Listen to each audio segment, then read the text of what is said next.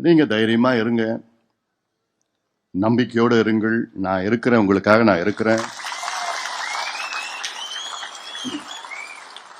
உங்களை என்னைக்குமே நான் விட்டு கொடுக்க மாட்டேன். என்னைக்குமே உங்களை நான் விட்டு கொடுக்க மாட்டேன். காரணம் காரணம் நீங்கள் போராளிகள், ஒவ்வொருவரும் நீங்கள் போராளிகள். நான் உங்களில் ஒருவன். நான் ஏதோ மேடையில் இருக்கிற மட்டும் இல்லை, நான் அங்க எனக்கு ஆசைனா அங்க கீழே உட்காரணும் உங்க கூட. அதுதான் என்னுடைய நோக்கம், என்னுடைய ஆசை.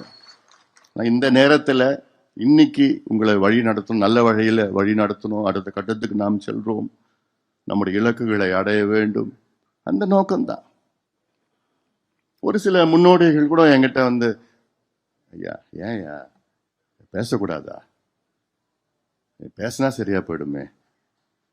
எல்லாருடைய மனசுல இருக்குதான், நிச்சயமா நியாயமான கேள்விதான். பேசிட்டா என்ன, பேசாம என்ன இருக்கு? நான் ஒரு முறை 2 முறை கிடையாது, 40 முறைக்கு மேல நான் பேசியிருக்கிறேன். நான் பேசாமலாம் இல்லை, நேத்து கூட நான் பேசியிருக்கிறேன். நான்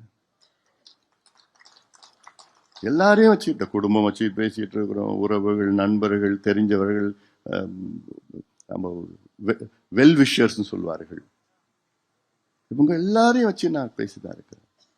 ஆனா என்ன, காலையில ஐயா சரின்னு சொல்லுவாரு, அப்புறம் நம்ம பூஜாரி இருக்காங்கல்ல, இவனுங்க போய் அங்க போய் இல்லை அப்படின்னு சொன்ன அடுத்த நாள் காலையில இல்ல நான் அப்படி சொல்லலைன்னு சொல்லி, அப்புறம் 3 நாளுக்கு அப்புறம் மறுபடியும் பேசி கெஞ்சி இல்ல இல்ல இல்ல என்ன, நான் எனக்கு என்ன வேணும், எனக்கு ஐயாவோட மானம் மரியாதை அதுதான் நமக்கு. அதை விட நமக்கு என்ன இருக்குது? அதை நம்ம இழக்கிறது, நம்ம அது என்ன, ஐயாவோட மான மரியாதை இழந்துட்டு அப்புறம் நம்ம எதுக்கு இருக்கணும்? அப்புறம் எல்லாத்தையும் நான் ஏத்துக்கிட்டேன், எல்லாத்தையும் ஒத்துக்கிட்டேன் நான். சரி, அப்புறம் மறுபடியும் இவங்கெல்லாம் சொல்லி குழப்பம் பண்ணி இல்ல வேணாம் முடியாது.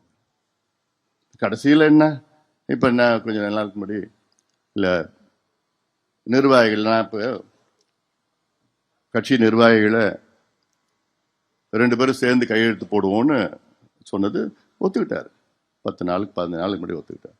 இப்போ 4 கொஞ்சம் 5 நாள் 6 நாள் இல்லை, நான் மட்டும் தான் போடுவேன்.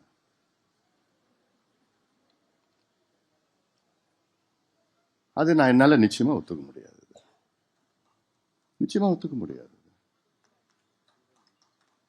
ஏன்னா அது உள்ள நான் போக விருப்பம் இல்லை எனக்கு. அது எனக்கு எல்லாமே சேர்ந்து பண்ணணும். அது ஒரு கட்சி, ஒரு இயக்கம். சில பேர் சொன்னாங்க மேடையில் கூட, நிரந்தர தலைவர்.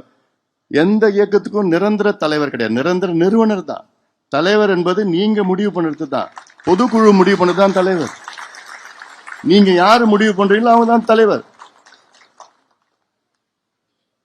நம்ம கட்சி ஜனநாயக கட்சி. இதுல அப்பா நீ தான் தலைவர், நீ தான் பொதுச் செயலாளர், நீ தான் பொருளாளர், நீ தான், அதெல்லாம் இல்லை. நம்ம கட்சி டெமோக்ராட்டிக் பார்ட்டி, பொதுக்குழு. நீங்க தான் நம்ம கட்சியினுடைய பலம். நீங்க தான், you are the most powerful people இந்த பார்ட்டி. பொதுக்குழு நீங்க முடிவு பண்ணாதான். நீங்க கடந்த முறை என்னை தேர்வு செய்தீர்கள், 3 ஆண்டு காலம் எனக்கு கொடுத்தீர்கள். இன்று இன்னும் 1 ஆண்டு காலம் எனக்கு மீண்டும் தலைவர் பொறுப்பை நீங்கள் கொடுத்திருக்கிறீர்கள்.